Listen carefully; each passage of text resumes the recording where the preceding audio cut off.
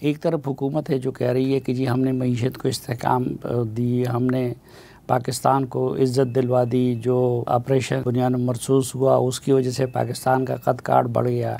दूसरी तरफ अपोजिशन है जो ये कह रही है कि मुल्क नहीं चल रहा, और बल्कि उस रोज़ तो एक अपोजिशन लीडर को ये कहना पड़ा कि पाकिस्तान में आफतें इसलिए आ रही हैं कि यहाँ पे जुल्म का निज़ाम है। आप क्या समझते हैं, ये क्या है? अच्छा देखें, जहाँ तक बुनियाद मरसूस आप नाम दिया उन्होंने, कुरान की इस्तिलाह है, अच्छा नाम है, और उस वक्त आपको याद होगा हमने आपके प्रोग्रामों में भी पूरी तरह से गवर्नमेंट को सपोर्ट किया और उस जंग में पूरी कौम एक हुई और अल्लाह ताला ने हमें कामयाबी दी। इसमें हमारी अफवाज का, हमारी फ़िज़ाइया का, हमारी पूरी कौम और हुकूमत सब एक पेज पे आए तो अल्लाह ताला ने हमें इज़्ज़त दी। और इसमें कोई शक नहीं है कि इंडिया बहुत पीछे चला गया और पाकिस्तान बहुत आगे आ गया। लेकिन सिर्फ आगे आने से मसला हल नहीं होगा, आपको स्मार्ट तरीके से अब अपनी इस पोजीशन को इस्तेमाल करना है और अपने लिए जो है वो रास्ते खोलने हैं। अब पहला ही काम ये करना शुरू कर दिया था कि जनाब ट्रंप साहब से ऐसी पिंगे बढ़ाना शुरू हो गई कि उनको मतलब नोबेल इनाम के लिए नामज़द कर दिया। तो इस तरह से वक़ार को गिरा कर तो आप आगे नहीं बढ़ सकते। आपको एक बैलेंस भी कायम करना है और अपने जो कोर इशू हैं, कश्मीर हमारा कोर इशू है तो वो एड्रेस होना चाहिए। पानी का मसला अब समझ में आ गया ना। अगर इन सैलाबों में जो पानी छोड़ा है इंडिया ने पहले से, अगर वो मुआहदे के मुताबिक पहले से वो बताए कितना छोड़ना है कितना नहीं छोड़ना, तो आप मैनेज कर सकते हैं ना। तो उनके पास तो इख्तियार हैं, जब चाहें खुश कर दें, जब चाहें छोड़ दें। और आप कुछ नहीं कर रहे। अब 3-4 महीने गुजर गए ना, तो वो ट्रंप साहब कहाँ हैं जो आपकी सालिसी करा रहे थे? तो सिर्फ उनकी तारीफ़ें करने से आपका इख्तियार और इक़्तिदार तो बढ़ सकता है, लेकिन पाकिस्तान को कुछ नहीं मिलेगा। ये कहते हैं मईशत अच्छी हो गई। भाई मेरे घर की मईशत अगर अच्छी हो तो मुझे पता चलेगा। मेरे ग्रॉसरी स्टोर पर मैं जाऊँ और मुझे चीज़ें सस्ती मिलें तो मईशत सही है। स्टॉक मार्केट तो सट्टे की मार्केट बन जाती है, उसकी बुनियाद पे तो आप मईशत का अंदाज़ा नहीं कर सकते। मुझे बताएं कि क्या तालीम सस्ती हो गई? क्या सेहत की सहूलतें सस्ती हो गई हैं? क्या दाल सस्ती हो गई है? क्या आटा सस्ता हो गया है? क्या ज़राअत में हम आगे बढ़े हैं? यानी पिछले से पिछले साल हम 6% ज़राअत में आगे बढ़े थे, बाकी सारे डिपार्टमेंट में पीछे थे।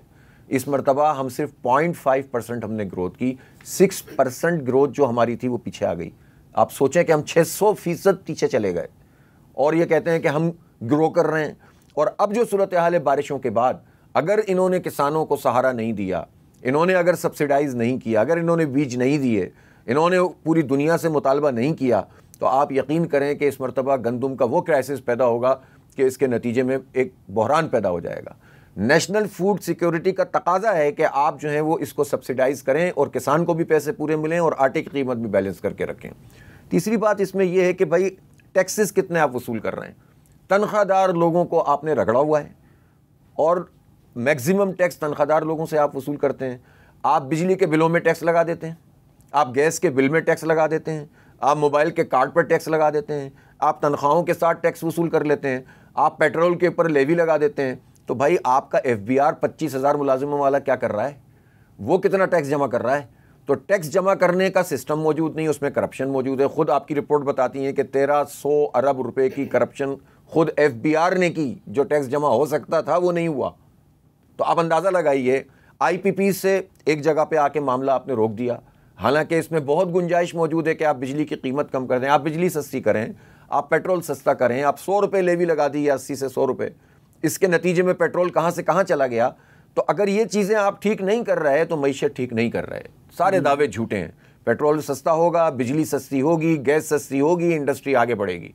अभी इस महीने में टेक्सटाइल जो हमारे लिए सबसे ज़्यादा आगे बढ़कर हम कर सकते हैं, उसमें बहुत डेफिसिट आ गया पिछले साल के इस महीने के मुकाबले में, जुलाई की जो रिपोर्ट आई है। तो आप मुझे बताइए कि फिर हम कहाँ आगे बढ़ रहे हैं। तो जब तक आप वो मेजर्स नहीं लेते कि जो आप खुद निसार हों, जब तक आप ये काम नहीं हो सकता। ये दावे हो सकते हैं, हमें ये खुशखबरियाँ मत सुनाएं कि हमारी अमेरिका से बात हो गई, हमारी चाइना से बात। क्या बात हुई है ये तो बताइए। हमारी मईशत पे इसके असरात क्या पड़ेंगे? हमारे पास मिनरल्स हैं तो फिर ब्लैक एंड वाइट में बताएं ना कि कौन सा मिनरल किससे बात चल रही है, कितनी कंपनियों को इन्वाइट किया हुआ है, कितने ब्लॉक्स हमारे गैस के ऐसे हैं जो आइडेंटिफाइड हैं, उनको आप नहीं ओपन कर रहे, आप बिडिंग नहीं कर रहे उसकी इंटरनेशनल। इतने अरसे से रोक के रखा हुआ है, एक आध जगह पर काम होता है और बाकी जगहों पे रुका हुआ है। और जो अपने कोर इश्यूज़ हैं उन पर भी, जैसे फ़लस्तीन का मसला है, उस पर पूरी ताकत से बात करें। कश्मीर का मामला है, उस पर पूरी ताकत से लड़ाई करें, पूरी कौम को एतमाद में लें। लेकिन ये काम तो आप करते नहीं हैं। फिर आप नहीं, कश्मीर और फ़लस्तीन पे ताकत से बात नहीं हो रही, बात ही हो रही है। इसके बाद क्या हुआ आप मुझे बताएं कि जब ये जंग बंदी हुई पाकिस्तान इंडिया की, तो ट्रंप साहब ने कहा कि मैं सालिसी करूँगा। अब कितने महीने गुजर गए, बयानात के अलावा, एक दो बयान के अलावा कोई इसमें पेशरफ्त हुई? कोई डिप्लोमेसी के मैदान में आपने चलें कुछ नहीं करते। इसमें तमाम पार्टियों से कहते यार एक एक बंदा दो, दो दो लोग दो, और हम शुरू में भेजे एक दो। लेकिन वो तो पाकिस्तान की मोहब्बत में उनके इंडिया के साथ ताल्लुकात ख़राब नहीं, वो तो इंडिया के अपने करतूत ऐसे हैं जिसकी वजह से इंडिया आइसोलेट हुआ है। इंडिया से तो बड़ी मोहब्बत करते थे ये सब लोग, लेकिन इंडिया के तो मोदी साहब के अपने अमाल ऐसे हैं कि जिसके नतीजे में जो उनका दोस्त है वो भी परेशान हो गया है कि भाई ये क्या आइटम आ गया है। तो इसके नतीजे में ये हो रहा है। वरना तो पाकिस्तान फिर चले फ़ायदा उठाए ना फिर इससे। अब इंडिया भी एक्सपोज हो गया, पाकिस्तान की अहमियत भी बढ़ गई, तो अब कश्मीर पे बात आगे क्यों नहीं बढ़ रही? अब जो है वो पानी के मसले को एड्रेस क्यों नहीं किया जा रहा? अब फ़लस्तीन पे हमें क्या प्रोएक्टिव अप्रोच के साथ आगे नहीं बढ़ना चाहिए? प्राइवेट सेक्टर में लोग फ्लोटिलास बना देते हैं और उस पर चलना शुरू कर देते हैं, तो जो हुकूमतें हैं जिनके पास इतनी बड़ी ताकत है वो इस पर एक्टिव होकर आगे क्यों नहीं बढ़ते? पूरी दुनिया साथ खड़ी हुई है, यानी अब हद हो गई है। लेकिन अरब ममालिक, बड़े ममालिक कुछ नहीं कर सकते, तो पाकिस्तान क्या कर सकता है इससे बढ़? पाकिस्तान तो सबसे ज़्यादा सब कुछ कर सकता है। वो जिन जिन अरब ममालिक और अमीर ममालिक की आप बात कर रहे हैं ना, अल्हम्दुलिल्लाह वो भी पाकिस्तान पे डिपेंड करते हैं। यानी हमारी मईशत अपनी जगह कमज़ोर है, लेकिन पाकिस्तान की जो अस्करी ताकत और जियो स्ट्रेटेजिक पोजीशन है वो कमज़ोर नहीं है। हम लीड कर सकते हैं, दिमाग तो बड़ा करें।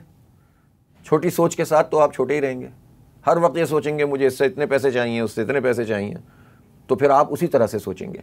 जब आप बड़े बनकर आते हैं तो फिर आप वाकई लीड कर सकते हैं। हम ये नहीं कहते कि आप ओवरडू करें, लेकिन हम ये भी कहते हैं कि आप जितने हैं उसके मुताबिक इस उम्मत का भी कर्ज है ना हम पर, वो भी तो हम अदा करें। लोग हमारे पाकिस्तान को सिर्फ पाकिस्तान नहीं देखते, आलम इस्लाम का लीडर देखते हैं, तो हमें उसी तरह बिहेव करना चाहिए।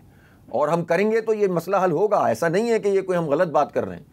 हम अभी इस वक्त अगर ईरान के साथ हमारा जो भी झगड़ा मगड़ा था, इन 2 जंगों के बाद अल्लाह का शुक्र है सबको पता चल गया। मैं अभी, आपको पता है, मैं खुद ईरान का विज़िट करके आया हूँ। मैंने वहाँ के अवाम में, हर तबका ज़िंदगी के लोगों में जो पाकिस्तान से ताल्लुक़ देखा, मैं हैरान रह गया हूँ कि अगर कोई बीच में दरमियान में कोई मसले थे भी तो अल्लाह का शुक्र है अवामी सतह पर, हुकूमती सतह पर बेहतर हो गए। पाकिस्तान ईरान बेहतर बने, ईरान के सऊदी अरब से ताल्लुकात बेहतर हो रहे हैं। आप इसको अपने लिए स्ट्रेंथ बनाएं, तुर्की को बीच में लेकर आइए, चाइना आपके साथ खड़ा होगा। जब ये 3-4 बड़े ममालिक खड़े हो जाएंगे, ये मामला आगे बढ़ेगा और इससे पूरा पावर शिफ्ट होगा, ईस्ट की तरफ होगा, और ईस्ट में भी मुस्लिम ममालिक इसमें अपना अहम तरीन रोल अदा करेंगे। तो इस विजन के साथ काम होगा तो आगे बढ़ेंगे ना। तो करना चाहिए, हम सपोर्ट करने के तैयार हैं इसमें। लेकिन बात ये होती है कि ये लोग बिल्कुल छोटे छोटे स्पॉट्स में चीज़ों को एड्रेस करते हैं। कल अगर मीडिया में एक चीज़ ज़्यादा आ रही है तो उसको एड्रेस कर लेंगे, परसों दूसरी चीज़ आ रही है उसको एड्रेस कर लेंगे। कोई स्ट्रेटजी नहीं है, कोई एक कंप्रीहेंसिव पॉलिसी नहीं है जिसके नतीजे में हम मल्टी प्रोंग पॉलिसी के तहत आगे बढ़ें और पाकिस्तान को भी और पूरी उम्मत को भी लीड करें। और देखें, मामला सिर्फ उम्मत का नहीं रहा। फ़लस्तीन की पुष्ट पर तो वेस्ट के नौजवान खड़े हो गए। फ़लस्तीन की पुष्ट पर तो जितने कॉन्सर्ट हो रहे हैं उसमें, उन कॉन्सर्ट्स में सबसे पॉपुलर नारा जो है वो फ्री फ्री पैलेस्टाइन होता है। अब आप अंदाज़ा लगाइए कि इस लेवल पर पूरी दुनिया में एक तकसीम पैदा हो गई है उन कुर्बानियों के नतीजे में जो बेचारे गज़ा के लोग हैं। अच्छा, उस सैलाबों की तरह ज़रा दोबारा आते हैं। कुछ लोग कहते हैं कि इसका हल नए डैमों की तामीर है। देखें, डैम बनने चाहिए, लेकिन पाकिस्तान में क्या होता है, सूबों का मसला जब आता है तो लिसानी बुनियाद पर लोगों को खड़ा कर देते हैं। इसके नतीजे में कोई भी कंस्ट्रक्टिव बात नहीं हो पाती। जब डैम का मसला आता है तो हमने तो बचपन से ये देखा है कि कालाबाग डैम का इशू छोड़ दिया जाता है और जो पानी का मसला है जिसको एड्रेस करना चाहिए वो नहीं हो पाता। भाई, कालाबाग डैम पर एतराज़ है, सिंध का एतराज़ है। अव्वल बात तो ये है कि पॉलिटिकल एतराज़ भी होता है, उसको भी एड्रेस करना होता है, और टेक्निकल तरीके से पूरी दुनिया के सामने, पूरी कौम के सामने चीज़ों को लाना होता है। सिंधी अवाम को भी लाइए, पख्तून अवाम को भी लाइए। अगर आप टेक्निकली साउंड होंगे तो आपकी बात, आपकी दलील सब मानेंगे। और अगर प्रॉब्लम्स हैं, और यकीनन हैं, जेन्युइन प्रॉब्लम्स हैं, तो फिर आपके पास ऑप्शन भी है ना। भाषा डैम को किसने रोका है? उसके तो चंदे भी बहुत जमा हुए थे। अब भाषा डैम की सूरत हाल ये है कि जिसको कई साल पहले मुकम्मल हो जाना चाहिए था और पानी की भराई शुरू हो जानी चाहिए थी, अभी भी वहाँ दियामीर के लोग अपनी कंपनसेशन के लिए एहतजाज कर रहे हैं। तो जब आप इस तरह से करेंगे तो किसी भी डैम पर लोगों का एतबार कैसे कायम होगा? आप एड्रेस करें लोगों को। हम गिलगित बल्तिस्तान के लोग हैं, उनको इज्जत दें, उनके साथ चलें। वो हमारी बहुत फ्रंट लाइन है और वो हमारे साथ बिल्कुल बेहतरीन तरीके से खड़े होते हैं हर मुश्किल हालात में। भी जंग में कितने बेहतरीन तरीके से खड़े हुए। आप उनको कंपनसेट करें, इसी तरह से उस डैम को जल्दी से मुकम्मल करें। 2032-33 में जाके उसमें पानी पूरा होगा।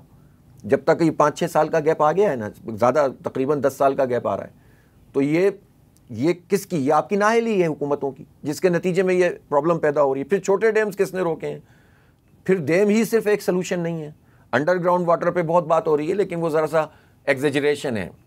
उसके लिए आपको नहरी निज़ाम को ठीक करना होगा, आपको अंडरग्राउंड वाटर जहाँ जहाँ से ले सकते हैं उसमें एक बैलेंस पैदा करना होगा। अगर आप बिल्कुल ही ओपन कर देते हैं, जैसे सोलराइजेशन के नतीजे में ये हुआ है कि ट्यूबवेल्स अब सुबह दोपहर शाम जब चलते हैं और आपने नहरी निज़ाम को अपग्रेड नहीं किया, तो जिसके नतीजे में अंडरग्राउंड वाटर कम हो जाता है। वो तो ये अल्लाह का अपना निज़ाम है कि इस मरतबा इतनी बारिश और सैलाब की जो आफतें हैं वो अपनी जगह, लेकिन बहरहाल एक ब्लेसिंग इन डिस्गाइज इसमें ये होगी कि वाटर टेबल आपका बेहतर हो जाएगा।